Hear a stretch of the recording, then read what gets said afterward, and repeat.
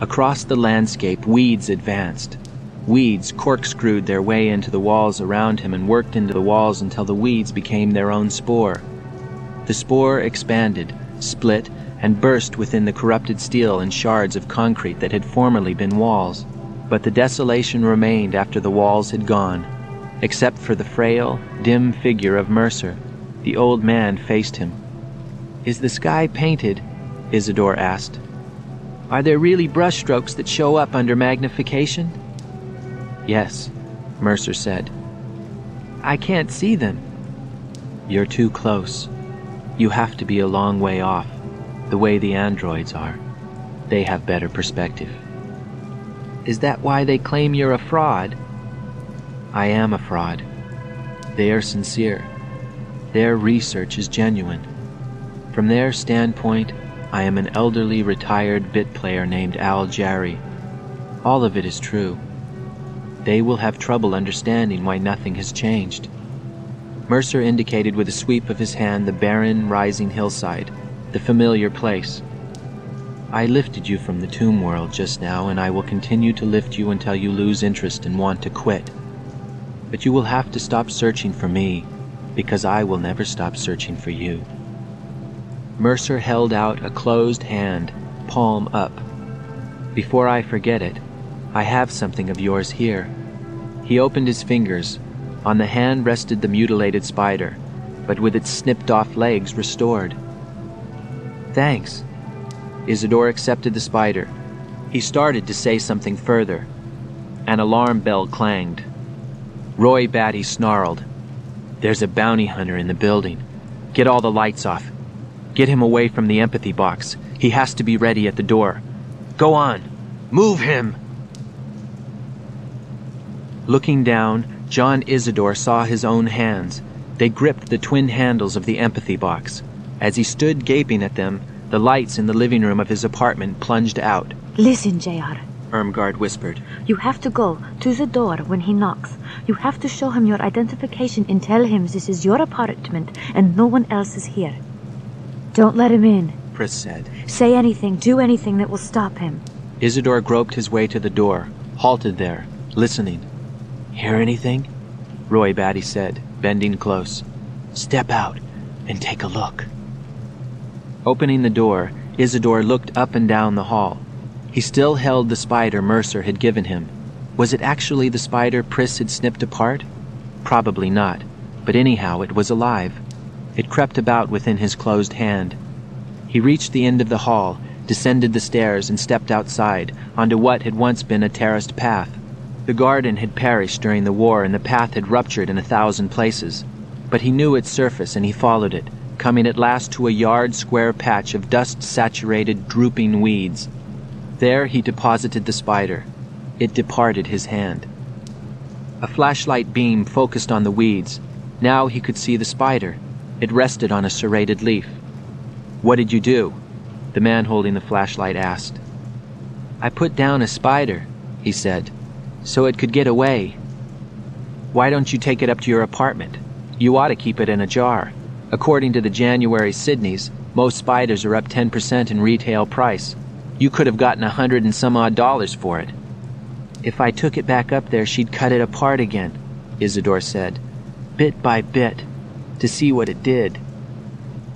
"Androids do that," the man said. Reaching into his overcoat, he brought out something which flapped open and extended toward Isidore. "I'm an investigator for the San Francisco Police Department. Deckard, Rick Deckard." The man flipped his ID shut again. "They're up there now? The 3? Well, the thing is, I'm looking after them. 2 are women. They're the last ones of the group. The rest are dead. I brought Pris's TV set up from her apartment and put it in mine, so they could watch Buster Friendly. Buster proved beyond a doubt that Mercer doesn't exist." Isidore felt excitement, knowing something of this importance. News that the bounty hunter evidently hadn't heard. "Let's go up there," Deckard said. Suddenly he held a laser tube pointed at Isidore. Then, indecisively, he put it away. "You're a special, aren't you?" he said. "A chickenhead." "But I have a job. I drive a truck for the Van Ness Pet Hospital, owned by Hannibal Sloat." Will you take me up there and show me which apartment they're in? There are over 1,000 separate apartments. You can save me a lot of time." "If you kill them, you won't be able to fuse with Mercer again," Isidore said. "You won't take me up there? Just tell me the floor. I'll figure out which apartment it is." "No," Isidore said. "Under state and federal law," Deckard began. He ceased then. "Good night," he said, and walked away, up the path and into the building, his flashlight bleeding a yellowed, diffuse path before him. Inside the Conapt building, Rick Deckard shut off his flashlight. He made his way along the hall, thinking, one of them will be a duplicate of Rachel. Maybe the Special has been living with her. I wonder how he liked it.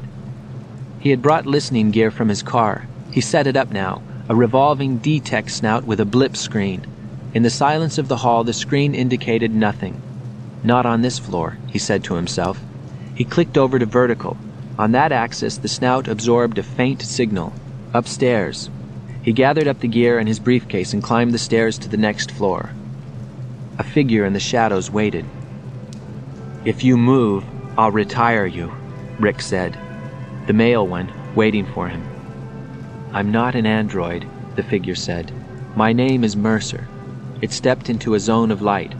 "I inhabit this building because of Mr. Isidore, the Special who had the spider. You talked to him briefly outside." "Am I outside Mercerism now?" Rick said. "As the chicken head said, because of what I'm going to do in the next few minutes?" Mr. Isidore spoke for himself, not for me. "What you are doing has to be done." Raising his arm, he pointed at the stairs behind Rick. "I came to tell you that one of them is the hard one of the three, and you must retire it first. Quick, Mr. Deckard, on the steps!" His laser tube thrust out. Rick spun and sank onto his haunches facing the flight of stairs. Up it glided a woman, toward him, and he knew her. "Rachel," he said, perplexed, and then he saw that it was not quite Rachel. "For what we've meant to each other," the android said as it approached him, its arms reaching out as if to clutch at him. The clothes, he thought, are wrong, but the eyes, the same eyes. And there are more like this, each with its own name, but all Rachel Rosen. Rachel, the prototype, used by the manufacturer to protect the others. He fired at her as, imploringly, she dashed toward him. The android burst and parts of it flew. He covered his face and looked again, looked and saw the laser tube it had carried roll away, back onto the stairs. The hard one of the three, Mercer had said. He peered about, searching for Mercer. The old man had gone. He stood alone in the empty hall, but elsewhere in the building, the Batties waited and knew.